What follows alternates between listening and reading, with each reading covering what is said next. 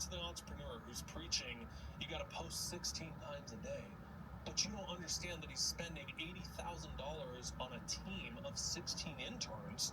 Like, it's impossible for you to keep up and do that. You'll literally destroy yourself trying to. And if you're comparing to the relationship on social media, but you don't know the behind the scenes where they're like at a party and want to like push each other off a balcony because they fight so much, like those people, they get divorced in 20 years and you're like, wow, I didn't know that was going on. And look, I'm not judging anyone. I am not perfect. I'm the first person to say I have tons of flaws, and there's probably a lot of things you don't want advice on in my life. None of us are perfect, and that's the point. Self-acceptance is this hot term of like, ooh, I'm gonna accept myself, but like it means accepting all of you. Relating this to the book of What Never Changes, we're always going to want to compare in the future. And if it's at this stage of your life, you know, the next stage you'll have other things to compare to. How are their kids versus my kids? You know, what school did they get into versus this? Or how much finances do we have versus them? It's never going to end. Just drill in your minds. We don't see the full picture. Big idea number 6. We're talking a lot about extremes. And this next point I love blew my mind.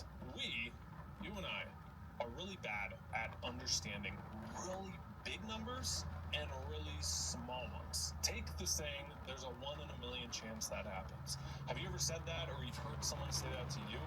Well, with 8 billion people on the planet, 1 in a million things happen 8,000 times a day. Even a 1 in a billion chance happens on a global level 8 times a day. And you add that up over the course of your lifetime, that 1 in a billion things are happening every single day.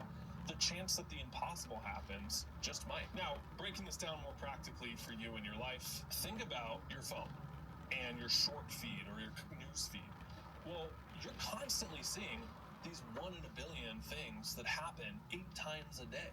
It used to be that we just consumed our local news, right? You just turn it on, oh, that's what's going on in the neighborhood. Oh, someone got hurt. Wow, that's really bad. But now you turn on and it's global news, not even your country, global what's going on. The result is that you feel like the world is falling apart, or that things are constantly getting worse. The perspective here of, are things actually getting worse, or am I just seeing one of the 8,000, 1 in a million things that happen every single day? Now, we just spoke about what's going on as a bad thing, but here's a different angle of how it might actually help push innovation forward. So during World War II, factories had a max capacity of, let's say, 2,000 units. But then the war happened. All of a sudden, those same factories were producing 4,000 to 5,000 units a week. Without adding any new machines, without adding any new people, the production doubled. How is that even possible? Stress-induced innovation. Things like penicillin, antibiotics, medical technologies, government technologies, these all came out of necessity during times of war. And there's a really interesting argument to be made that the lives those technologies save over the long term outweigh the lives lost during times of war. We don't have to agree with that because that's a tough pill to swallow, but the principle is that stress-induced innovation, when your back is against the wall, you produce without having any extra resources or time. So how do you apply this to yourself? Sometimes the magic happens when your back is against the wall. Big idea number 8.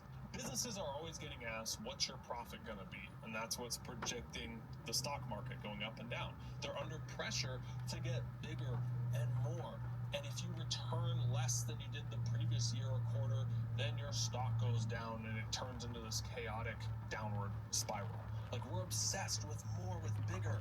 We go to the gym and can I lift more weight? Okay, am I packing on more muscle? And then there's a whole other angle of how fast can we do it? That's what social media is covered with, right? I lost 80 pounds in 2 months. And then someone comes along, I lost 100 pounds in 2 weeks. And it's just like the most extreme examples, bigger, faster. But know this, that everything has its most convenient size. And when we try to go bigger or faster, things break. Take humans. There's a condition of gigantism, where the human body has a most convenient size. And when we get too big, it can actually shorten your lifespan. Or or you have all these different health conditions, or you can barely walk because the body is not meant to go beyond that most convenient size. On a personal level, I realized this back in a couple of years ago. I was going to all these masterminds where it's just about growth, and faster and scaling. And I was crushing it at the time. I mean, the YouTube channel was some months getting like 60,000 subs a month. Revenue was just coming, record month. Shorts was just exploding. I was so obsessed with pursuing growth that I lost my sanity. I burnt out hard. And I eventually shut everything down and needed to refocus. What do I actually want? And what I found was I wanted a better business, not a bigger one. You see on social media, if you're not growing, you're dying. I don't know if I believe that. People say, I want to build an empire. I'm like, what the hell does that even mean? Am I trying to build an empire? No. I'm trying to do something I love. I'm trying to help a lot of people. I'm trying to go to bed feeling good and waking up feeling awesome. Thinking about kids and, getting married in this next year and having kids, starting a family. I want to be present for that. I realized that business, growth, whatever we're doing here, this has a most convenient size. And it doesn't always mean you have to hire team members and pursue this. And if I don't do that, does that make me a bad entrepreneur? No, because you're getting clear on what you really want and understanding there's trade-offs. That I see people who are preaching, go bigger, faster, and then lo and behold, their marriage falls apart, or their kids barely see them, or they don't like themselves, or they gain 100 pounds, right? These things happen, or they have health conditions. So you want a really deep thought? Unrestricted growth is cancer in the body. That's what we call it. The cell division just going crazy. That's cancer. Unrestricted growth in your life works like that cancer. It can break things down. It sucks energy away from people. It sucks your presence away. Maybe you're exactly where you need to be right now. And us achievers, I know you're one if